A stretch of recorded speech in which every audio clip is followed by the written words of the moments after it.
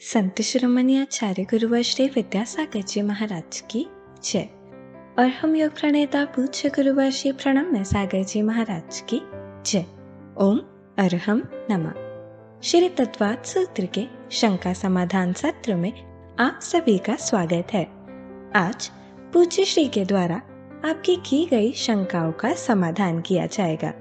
यदि आप भी अपनी शंकाएं भेजना चाहते हैं तो विजिट कीजिए ttv.arham.yoga और हमारे शंका समाधान फॉर्म को फिल कीजिए। सत्र संबंधी शंकाओं का समाधान स्वयं पूज्य श्री करेंगे। इस कक्षा की सभी जानकारियां जानने के लिए आप हमारी वेबसाइट ttv.arham.yoga को विजिट कर सकते हैं। आप हमारे व्हाट्सएप ग्रुप भी ज्वाइन कर सकते हैं cut.ly/तत्वाद पर। इस कार्यक्रम के प्रसारण में पुण्याचक बनकर आप धर्म प्रभावना कर सकते हैं और पुण्यार्जन भी कर सकते हैं। आप टीम अरहम को 9810436940 पर संपर्क कर सकते हैं। चलिए पूज्य गुरुवर के चरणों में चलते हैं। थांदला से अर्पिता जी अपनी शंका का समाधान चाह रही हैं। संयोग द्रव्य और समवाय द्रव्य में क्या अंतर होता है? द्रव्य दो तरह से आपस में जुड़ सकते हैं, संयोग के रूप में भी और समवाय के रूप में भी। आचार्य कुंद देव ने पंचास्तिकाय में कहा है, पंचन्नम समवाओ पंचत्थिकाओ, यानी 5 द्रव्यों का जो समवाय है उसे पंचास्तिकाय कहा जाता है। मतलब आचार्य कुंद देव की दृष्टि में समवाय का अर्थ यह है कि जो 5 द्रव्य आपस में एक साथ रह रहे हैं वो सब समवाय संबंध के साथ में रह रहे हैं। उसमें जीव भी है, पुद्गल भी है, धर्म है, अधर्म है और आकाश है। जब हम अस्तिकाय की बात करते हैं तो काल को छोड़ देते हैं। तो इस तरह से पूरे लोक के अंदर 5 ही द्रव्यों का एक साथ आपस में अपनी स्थिति को बनाए रखते हुए भी, आकाश के उन्हीं प्रदेशों पर स्थित होते हुए भी आपस में रहने का नाम कहलाता है समवाय संबंध। और संयोग संबंध होता है जब एक द्रव्य दूसरे द्रव्य से इस तरह से जुड़ जाए कि वह दूसरे द्रव्य को प्रभावित करने लग जाए, तो वह संयोग द्रव्य कहलाता है, संयोग संबंध कहलाता है। जैसे जीव द्रव्य में कर्म द्रव्य का संयोग हो गया, इस जीव द्रव्य में शरीर द्रव्य का भी संयोग हो गया, तो एक द्रव्य दूसरे द्रव्य को प्रभावित करने लग गया। कर्म के प्रभाव से जीव की चेष्टाएं, जीव के प्रभाव से शरीर की चेष्टाएं, ये जो अलग अलग तरह की हमें दिखाई देती हैं, ये हमें संयोग संबंध के माध्यम से जानने में आती हैं। यानी संयोग संबंध में 2 भिन्न भिन्न द्रव्य एक दूसरे के साथ में घुल मिल जाते हैं, उनके प्रदेश भी एक दूसरे प्रदेशों में बंध से जाते हैं। लेकिन समवाय संबंध में प्रदेश एक दूसरे से मिले तो रहते हैं लेकिन बंधते नहीं हैं। इस तरह का अंतर हमें संयोग और समवाय संबंध में समझ लेना चाहिए। जैसे दूध और पानी को मिला दिया जाता है तो संयोग कहलाएगा वो, क्योंकि दूध के एक एक प्रदेश में पानी का एक एक प्रदेश मिल गया, ये संयोग संबंध कहलाएगा। और लोक में जो भी द्रव्य एक साथ रहा करते हैं ये सब समवाय संबंध से रहते हैं, ऐसा जानना। गुरुदेव, जयपुर से रश्मि जैन जी जिज्ञासा व्यक्त कर रही हैं।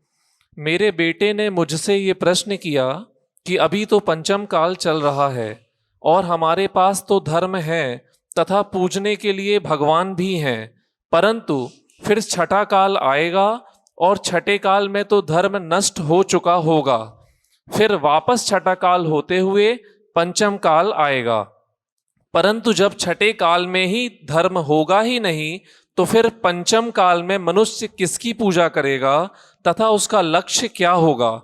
क्योंकि जब धर्म ही नहीं रहेगा तो मनुष्य को मोक्ष के बारे में कौन बताएगा? उसकी इस शंका पर मैं अनुत्तर रह गई। कृपया मेरे और मेरे बेटे की शंका का समाधान करें। नमोस्तु गुरुवर। ये शंका का समाधान आप भी अपने बेटे के लिए कर सकते थे, क्योंकि जो धर्म है वो एक काल में जिन तीर्थंकरों के द्वारा प्रभावित होता है वह धर्म उसी काल में चलता है। जैसे अवसर्पणी काल चल रहा है, तो यहाँ पर तीर्थंकरों ने जो धर्म प्रवाहित किया है वो अवसर्पणी काल तक ही काम आएगा। आगे आने वाले उत्सर्पणी काल में फिर दूसरे तीर्थंकरों के द्वारा धर्म का प्रवाह शुरू होगा। बात रही पंचम काल की, छठवें काल की, तो पंचम काल में जो अभी धर्म है, ये धर्म अभी आपके लिए स्वर्ग का तो कारण है, मोक्ष का कारण नहीं है। जो वास्तव में मोक्ष का कारण होता है वह धर्म तो चतुर्थ काल में होता है। 6 कालों का जब हम विभाजन करते हैं तो उसमें एक दुखमा सुखमा काल आता है चतुर्थ काल, और पंचम काल आता है दुखमा काल। तो दुखमा काल में इस तरह से धर्म रह जाता है। अब जब फिर से दुखमा काल आएगा, फिर दुखमा काल आएगा, तो वो दुखमा काल का अंत होगा जब वो धर्म की शुरुआत होगी। और वो धर्म की शुरुआत उसी तरह से होगी जैसे इस अवसर्पणी काल में पहले कुलकर हुए, उसके बाद तीर्थंकर होंगे। तो इस पंचम काल का जब अंत आएगा उत्सर्पणी काल में, तो पहले वहां कुलकर पैदा होंगे, उसके बाद में तीर्थंकर पैदा होंगे। तो तीर्थंकर जब होंगे तो वो दुखमा सुखमा काल होगा, यानी दुखमा सुखमा काल में ही धर्म होगा। तो इसलिए उस बच्चे से कहना कि बहुत लंबी मत सोच, बहुत ज़्यादा दूसरे जीवों की उस पंचम काल में उस सर्पणी काल के जीवों की चिंता मत कर, तू पहले अपने धर्म की चिंता कर कि इस काल में तुझे क्या करना है और तुझे अपने लिए इस पंचम काल में भी किस तरह से धर्म करना है, इस बात का विचार कर। ऐसा भी उस बच्चे को समझा देना। नमोस्तु गुरुदेव। नागपुर से डॉक्टर सुमी जैन अपनी जिज्ञासा व्यक्त कर रहे हैं। आपकी वाणी सुने बिना मेरा दिन पूर्ण नहीं होता। आपका सूक्ष्म ज्ञान से अनवरत मेरे ज्ञान में वृद्धि हो रही है।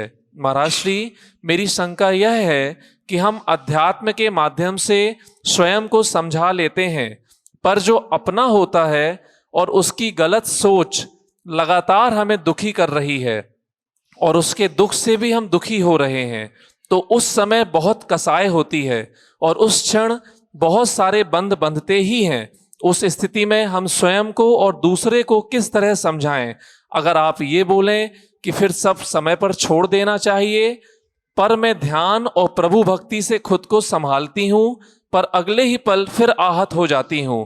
कृपया इस स्थिति को समझकर मेरी शंका का समाधान कीजिए। नमोस्तु। स्थिति गंभीर है लेकिन नियंत्रण में है। गंभीर इसलिए है क्योंकि जब कोई अपने सामने होता है और कसाय उत्पन्न कराता है तो हम कितना भी धर्म ध्यान कर रहे हो, हमारे अंदर भी कसाय आने लग जाती है। नियंत्रण में इसलिए है कि आप कम से कम उस व्यक्ति के साथ में रह रहे हो। अच्छी बात यह है कि आप उसके लिए भी समझाने की चेष्टा में लगे हुए हो और ये विचार कर रहे हो कि उसको भी समझ में आ जाए, हमको भी समझ में आ जाए, उसका भी धर्म ध्यान हो जाए और हमारा भी धर्म ध्यान हो जाए। इसलिए कह रहा था कि स्थिर स्थिति गंभीर होते हुए भी नियंत्रण में है और आपको इस स्थिति को और नियंत्रण में बनाए रखने के लिए अपने आत्म नियंत्रण को, अपने आत्म संयम को बढ़ाना पड़ेगा। जब भी कोई व्यक्ति आपके लिए गुस्सा उत्पन्न कराता है तो आप ये विचार करना छोड़ दें कि गुस्सा वो उत्पन्न कराता है, आपके लिए कसाय वो उत्पन्न कराता है। अगर आप कसाय के लिए हमेशा दूसरे को जिम्मेदार ठहराएंगे तो आप कभी भी ना धर्म समझ पाएंगे ना धर्म ध्यान कर पाएंगे। कसाय के लिए आपको खुद जिम्मेदार अपने आप को ठहराना है कि अगर दूसरा हमें कसाय उत्पन्न करा रहा है तो कसाय करना या न करना ये हमारी मर्जी के ऊपर होना चाहिए।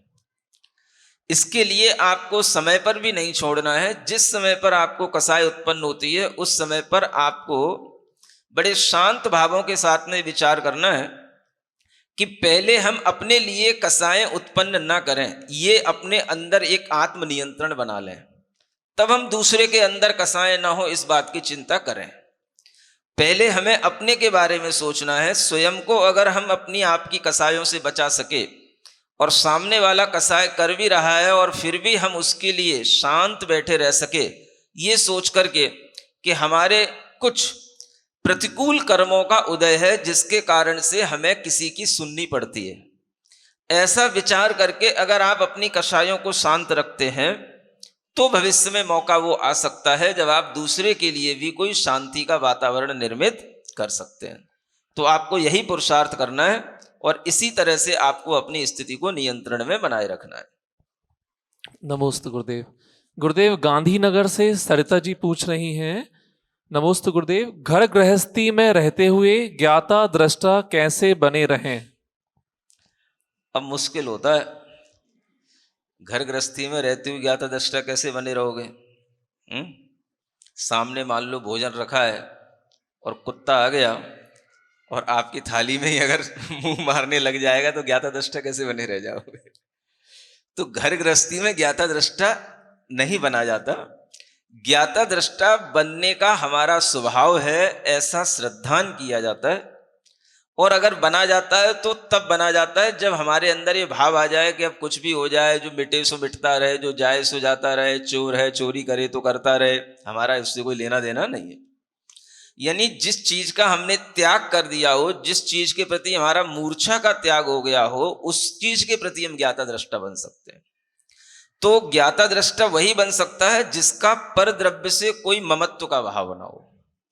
हमारा कोई घर नहीं है, हमारी कोई दुकान नहीं है, हमारा कोई सामान नहीं है, कहीं कोई आग लगे, कोई आदमी कुछ भी उठा ले जाए, हम बैठे बैठे देखते रहे तो हमें क्या फर्क पड़ने वाला है? समझ आ रहा है? क्योंकि हमारा कुछ नहीं है। तो जिस चीज पर आपका अधिकार नहीं है, जो चीज आपकी नहीं है, उस विषय में तो आप ज्ञाता दृष्टा बन सकते हो। वो घर में भी रखी हुई चीज हो सकती है, घर के बाहर की भी हो सकती है, अगर आपने उसको छोड़ दिया तो। अगर आपकी उस चीज पर मालकियत है और नुकसान हो रहा है तो आपको ज्ञाता दृष्टा बनना संभव नहीं होगा, नहीं तो आपको ही घर से निकाल दिया जाएगा। क्योंकि घर के लोग सोचेंगे कि भाई ऐसे लोग जो घर में चोरी हो रही है और ये लोग बैठे हैं सामने देख रहे हैं ज्ञाता दृष्टा बने हुए।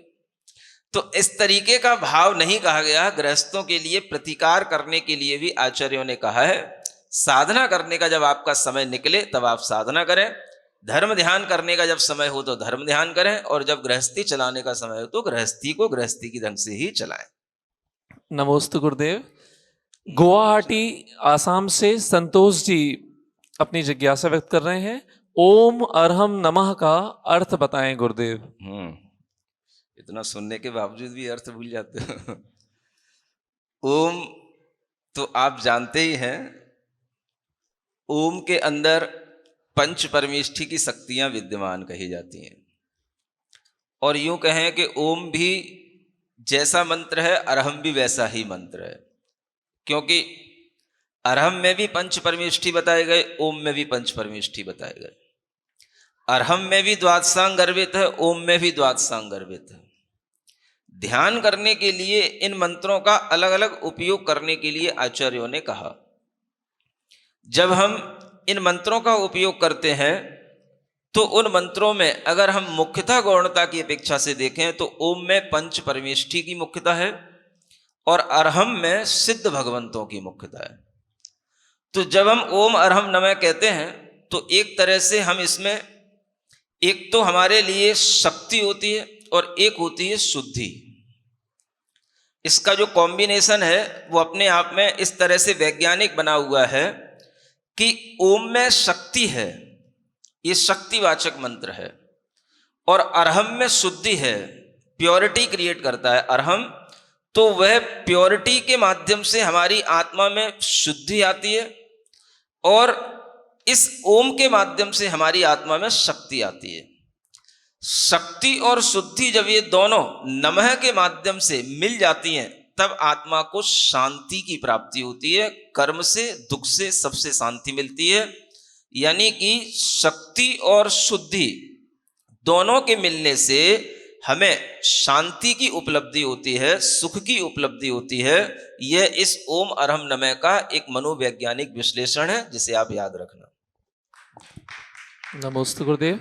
थांदला से अर्पिता जी जिज्ञासा व्यक्त कर रही हैं, जब एक क्षुद्र व्यक्ति या क्षुद्र देव द्वारा किसी सम्यक दृष्टि जीव को बदनाम, अपमानित, भ्रमित किया जाता है तो उसके कौन से कर्म का उदय होता है और उससे कैसे बचा जा सकता है? किसके? देव के कि देव को अपमानित होने वाले के? हैं? प्रश्न में ये भी समझना पड़ेगा। शायद भाव यही होगा कि जिसको अपमानित किया जा रहा है या जिसको परेशान किया जा रहा है उस व्यक्ति के कौन से कर्म का उदय होगा। तो आप जब भी कभी कोई दुख की बात करें, प्रतिकूलताओं की बात करें, आपके सामने एक ही कर्म रहना चाहिए जिसका नाम है असाता वेदनी कर्म। क्या बोलते हैं?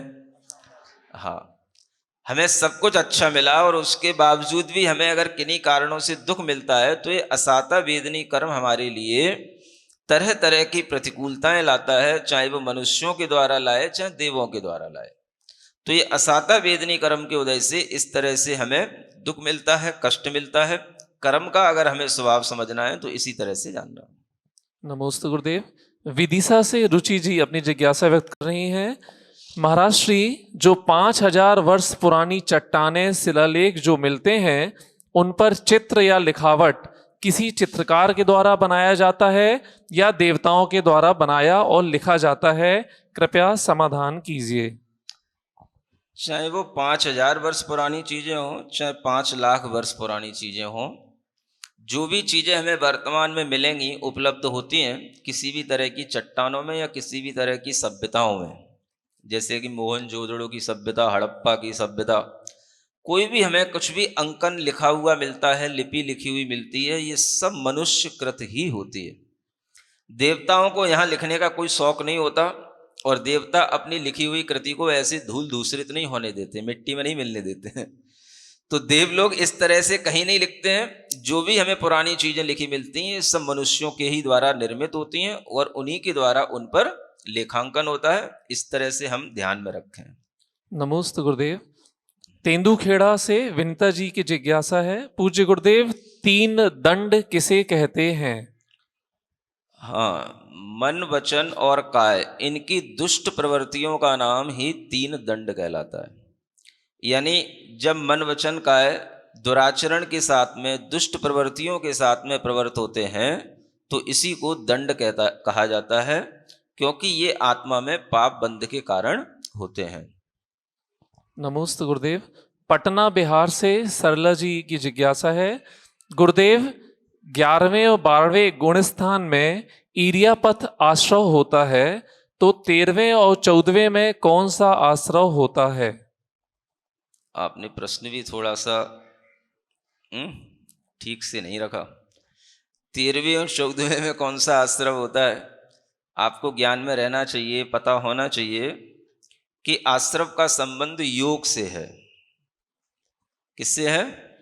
अभी तो 6वां अध्याय शुरू ही हुआ होगा, आप प्रश्न करना शुरू कर दिए, शायद अभी ढंग से पढ़ नहीं पाए होंगे। तो 6वें अध्याय के प्रारंभ में ही काय वांग मन है कर्म योग स आश्रव, योग ही आश्रव है। अब योग जब तक रहेगा तब तक आश्रव रहेगा। आपको पता होना चाहिए 13वें गुणस्थान का नाम क्या है? बताओ, जानते हो? 13वें गुणस्थान का नाम संयोगी केवली गुणस्थान कहलाता है। 14वें गुणस्थान का नाम अयोग केवली गुणस्थान कहलाता है। तो योग कौन से गुणस्थान में है? 13वें गुणस्थान में। यानी जब तक योग है तब तक आश्रव है। अगर आपको यह पता है कि 11वें 12वें गुणस्थान में ईर्यापथ आश्रव होता है तो आपको अपने आप ये भी समझ लेना चाहिए कि 13वें गुणस्थान में भी ईर्यापथ आश्रव होगा, क्योंकि वहां पर भी योग से सहित स्थिति है। 14वें गुणस्थान में योग का अभाव होगा, वहां पर आश्रव नहीं होगा, इसलिए वहां पर उनको अयोगी केवली कहा जाता है, ऐसा जानना।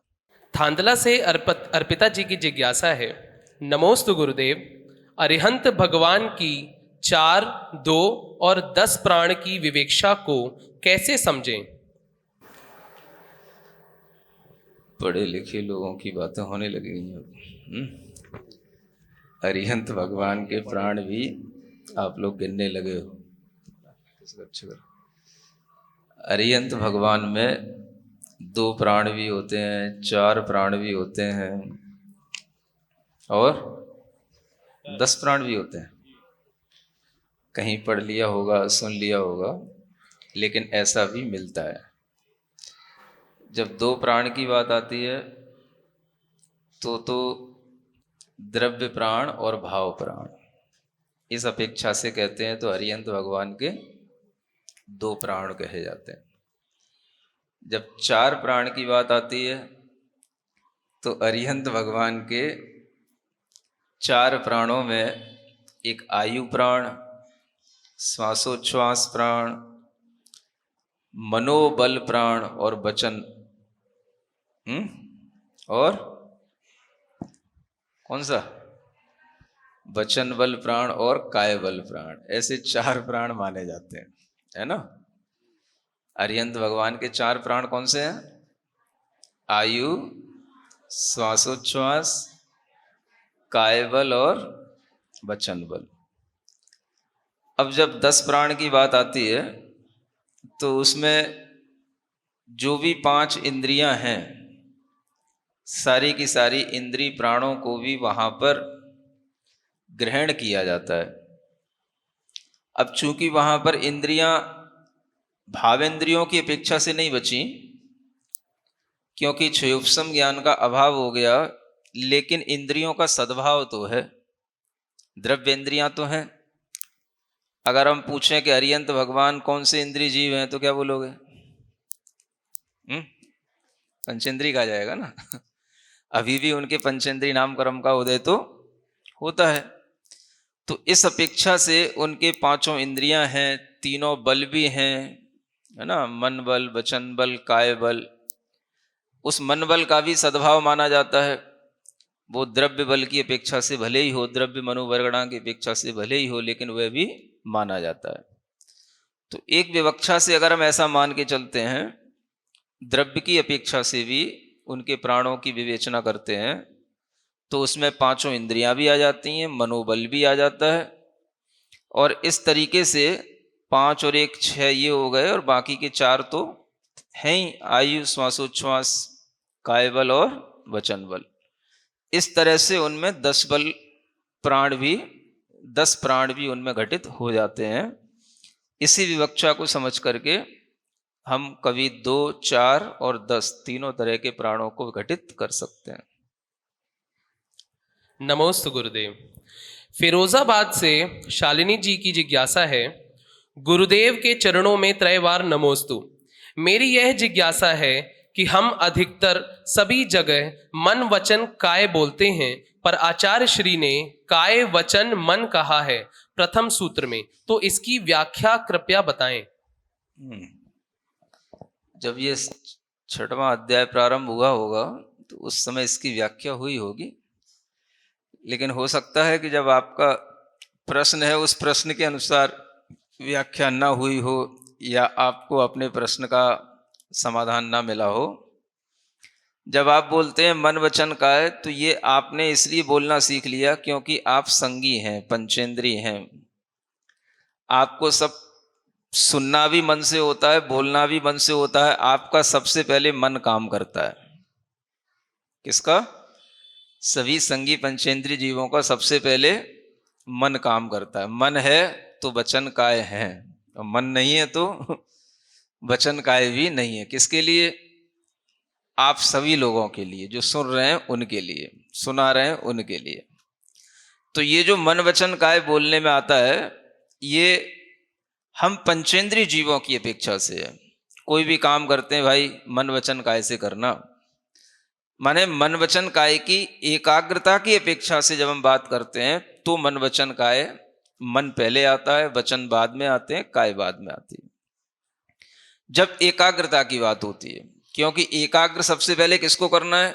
तो मन वालों को पहले मन एकाग्र करना है। इस अपेक्षा से ऐसा बोलने में आता है मन वचन काय। लेकिन जो सूत्रकार ने सूत्र बनाए हैं वो आपकी अपेक्षा से नहीं बनाए, वो दुनिया में जितने भी जीव हैं उन सबको ध्यान में रख करके बनाए। जब हम सूत्र पढ़ते हैं काय वांग मनः कर्म योगः, तो उसमें काय का योग पहले है क्योंकि जब हम योग की प्रक्रिया देखेंगे, योग माने आत्मा के प्रदेशों का परिस्पंदन, और वह काय योग जो होता है वो सभी जीवों में अवश्य पाया जाता है। तो जो व्यापक है, अधिक संख्या में है, उसको पहले कहा जाता है। एक इंद्रिय जीवों में भी काय योग होता है, दो इंद्रिय जीवों में भी काय योग होता है। तो काय योग के बिना कोई भी जीव नहीं होगा, इसलिए सबसे पहला योग कौन सा? काय योग। वचन शक्ति बाद में मिलती है दो इंद्रिय आदि से, इसलिए वचन योग बाद में आएगा। और पंचेंद्रिय होना तो और बाद में होता है, संगी पंचेंद्रिय होना तो और बाद में होता है, तो मन और बाद में आएगा। इसलिए पहले काय योग, फिर उसके बाद में वचन योग, और फिर उसके बाद में मन योग। तो ये सैद्धांतिक व्यवस्था है। विश्व के सभी जीवों को ध्यान में रख करके योगों की अपेक्षा से, जब हम संख्या की अपेक्षा से देखते हैं, तो इसी तरह से घटते हुए क्रम में हमें योगों की संख्या दिखाई देगी। काय योग सबसे बड़ा है, सब लोगों के पास है, सब जीवों के पास, उसके कम वचन योग, और फिर उसके बाद मनोयोग। तो ये योग की व्यवस्था इसलिए है, और बाकी जो मन वचन काय कहा जाता है वो इसलिए कि आप पहले अपने मन को सावधान बनाएं, वचन काय अपने आप सावधान हो जाएंगे। एकाग्र करने के लिए हमें पहले मन वचन काय तीनों की क्रम में पहले मन को ही सबसे पहले सामने रखना पड़ता है। ये दोनों का अंतर समझ लेना, आपकी शंका का समाधान हो जाएगा। सिरिजिणवाणी जग कल्याणी जग जन मदतम मोहरी जनमण हारी गढ़हर हारी जम जरा भव रोग हरी तिथ्य राणम दिव्य झुणिम जो पड़ई सुणई मय्ये धारई राणम सौख मणंतम धर्य सासद मोक्ष पदम पावई सासद मोक्ष पदम पावई।